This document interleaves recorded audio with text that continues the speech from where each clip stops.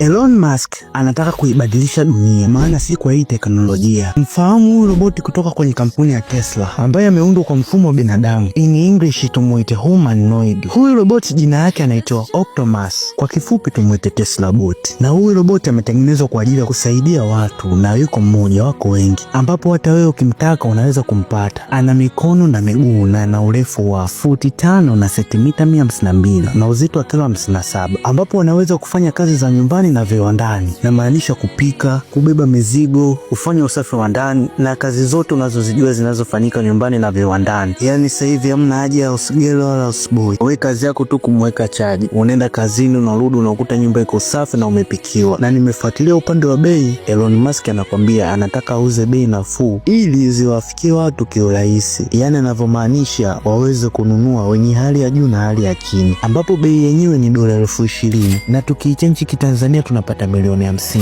ambapo hapo kuna watu wanasema hawa roboti wakisambaa ulimwenguni mzima watachukua nafasi ya kazi ya binadamu. Mfano, bosi anamlipa mfanyakazi $100,000 kwa mwezi, halafu kuna huyu roboti umlipi chochote, we kazi yako kumchaji tu na anafanya kazi kwa ufanisi kuliko binadamu. Unafikiri bosi atapoteza $100,000 kwa kumlipa mfanyakazi, halafu kuna roboti ambaye anafanya kazi zaidi ya binadamu? Au wewe unaonaje? Hebu toa maoni kwamba huyu roboti atachukua nafasi kubwa kwa wafanyakazi na binadamu kukosa ajira, au atakuwa msaada mkubwa kwa binadamu. Maana hawa roboti wametengenezwa kwa ajili ya kufanya kazi kwa ufanisi na wamefunzwa kazi zote za kibinadamu. Elon Musk ikaleta balaa. Tukiachana na hawa roboti, huyu mwamba amejenga sayari ya Mars kwa ajili ya kuishi binadamu huko, ambapo kwa sasa inamalizia matengenezo. Yaani huko mwamba kashapeleka mitambo ya kuzalisha oxygen. Hebu elewa neno sayari, na maanisha juu ya anga, nje ya dunia. Sasa huko kuna sayari inaitwa Mars, ambapo mwamba anaijengea makazi ili aje kuishi binadamu baadaye. Ingawa hakuna tarehe rasmi, lakini ametudokeza kwamba mwaka 2030 binadamu tutaanza kwenda huko na kutengeneza makazi ya kudumu. Na safari ya kwenda huko tutatumia rocket iitwayo Starship, ambayo ina uwezo wa kubeba watu wengi na mizigo mizito, na kwa upande wa nauli kutoka duniani mpaka kwenye sayari ya Mars ni bei nafuu,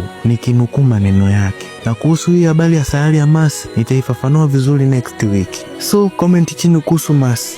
Mungu akikuweka hai mpaka tarehe husika kwenda kule, utaenda? Na vipi kuhusu roboti? Una mpango wa kumnunua? Hebu jibu kwenye comment. Habari hii imeletwa na mimi Max Prince. Ningependa unifollow.